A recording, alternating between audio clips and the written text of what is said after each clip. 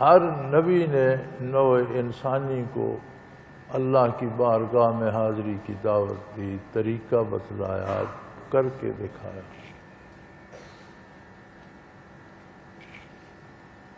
پھر آخر آقا نامدار صلی اللہ علیہ وآلہ وسلم مبعوث ہوئے، اور اس شان سے مبعوث ہوئے کہ نبوت مکمل ہو گئی، باقی کسی نبی کے آنے کی ضرورت باقی نہ رہی۔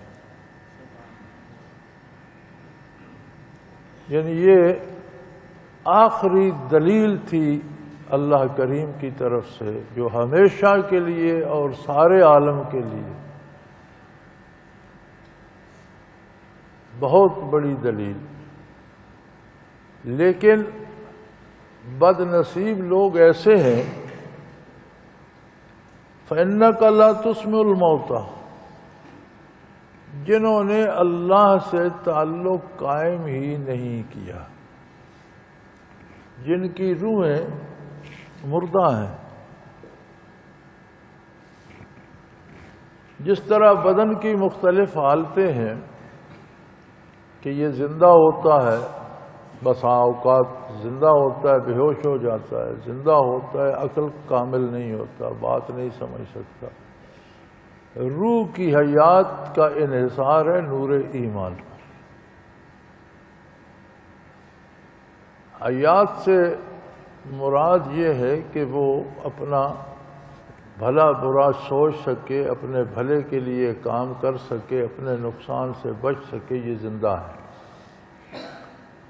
اور جو کچھ نہیں کر سکتا،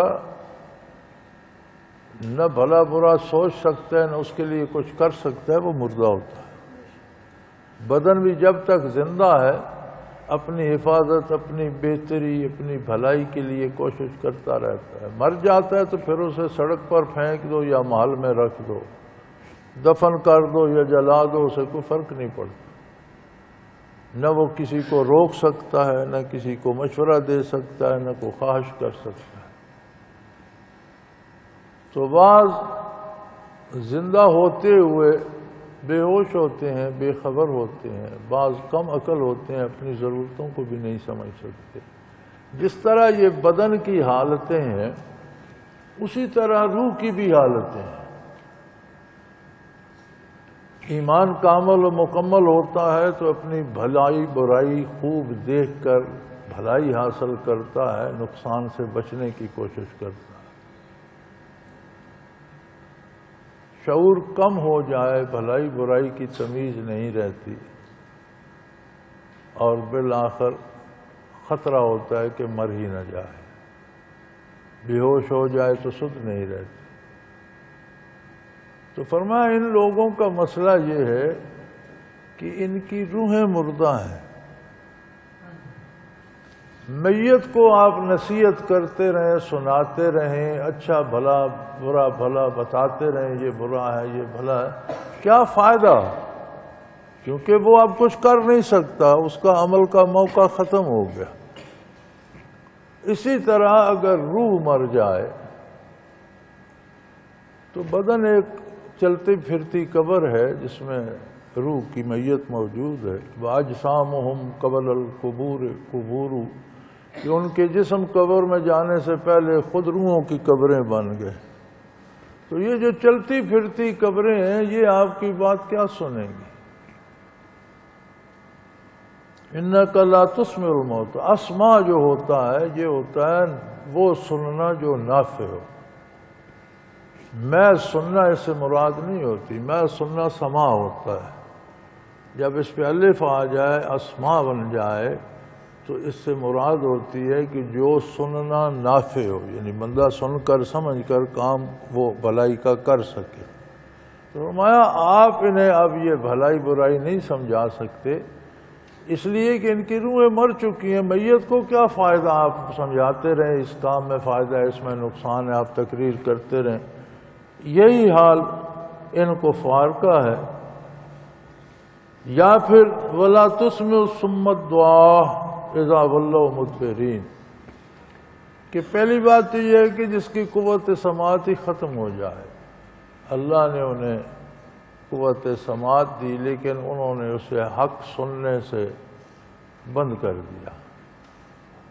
ایک تو بہرا ہو جائے، پھر پیٹھ پھیر کے چل دے، اسے کوئی دلچسپی بھی نہ ہو آپ کی بات سننے سے، تو آپ اسے کیا سنائیں گے؟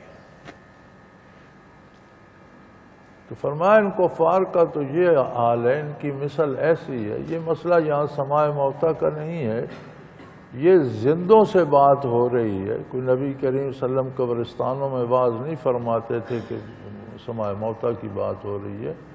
یہ جو کفار یا جو محروم تھے ایمان سے، ان لوگوں کی بات ہو رہی ہے کہ اللہ کو مانتے بھی ہیں تو کوئی دنیاوی فائدہ نظر آئے تو بڑے خوش ہوتے ہیں، اور ذرا سا کوئی صورت دنیاوی نقصان کی سامنے آئے تو پھر اللہ سے بھی بگڑ جاتے ہیں، ناراض شکایتیں کرنے لگتے ہیں، ناراض ہونے لگتے ہیں۔ آپ صلی اللہ علیہ وسلم اللہ کی کامل مکمل آخری حجت، آپ کی بات بھی نہیں سنتے تو پھر کس کی سنیں؟